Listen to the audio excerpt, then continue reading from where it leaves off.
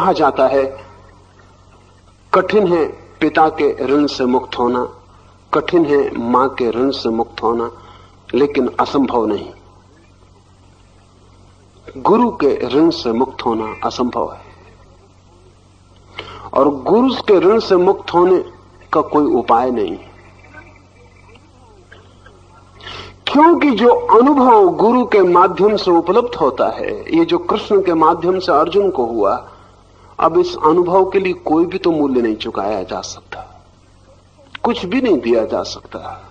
सच तो यह है कि देने वाला भी कहां बचा, अब क्या दे, अब जो भी दे सब छोटा है, व्यर्थ है, सिर्फ नमस्कार रह जाता है, सिर्फ नमन रह जाता है। गुरु का हमने जो इतना आदर किया है वो किसी और कारण से नहीं, क्योंकि कुछ और करने का उपाय ही नहीं है, उसे हम कुछ दे भी नहीं सकते, कुछ दें तो व्यर्थ है, जो हम देंगे वो संसार का कुछ हिस्सा होगा और वो हमें संसार के पार ले गया।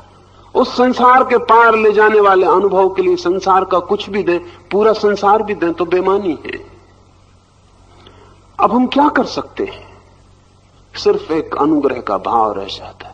इसलिए अर्जुन कह रहा नमस्कार नमस्कार, 1000 बार नमस्कार, कई बहाने खोज रहा है कि आप देवों के देव, आप परमात्मा, आप ब्रह्मा के भी पिता। वो कुछ भी कह रहा है वो बच्चों जैसी बात है, वो जो कुछ भी कह रहा है एक ही बात है, वो हर तरफ से कोशिश कर रहा है कि आपको मैं नमस्कार कर सकूं। उस विराट के सामने हमारे पास नमन के सिवाय और कुछ भी नहीं, झुक जाने के सिवाय और कुछ भी नहीं। एक बहुत मजे की बात है कि सिर्फ भारत अकेला मुल्क है जहां गुरु के चरणों में झुकने की लंबी धारा है, और अगर कहीं भी ये बात गई है तो वो भारत से गई है। दुनिया में कहीं भी गुरु के चरणों में सिर रख के अपने को सब भांति समर्पित करने की कोई धारणा नहीं।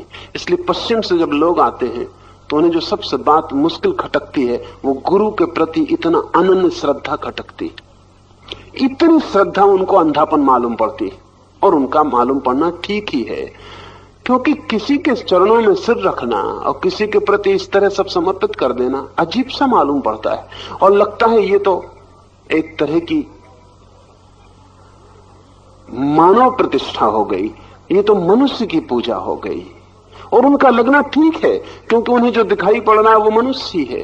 लेकिन अगर किसी शिष्य को विराट की थोड़ी सी भी किरण मिली हो किसी के द्वारा, तो अब वो क्या करे, वो कहां जाए, वो कैसे अपने भार को हल्का करे। उसके पास एक ही उपाय है कि वो सब तरह से झुक जाए, और ये झुकना बड़ा अद्भुत है।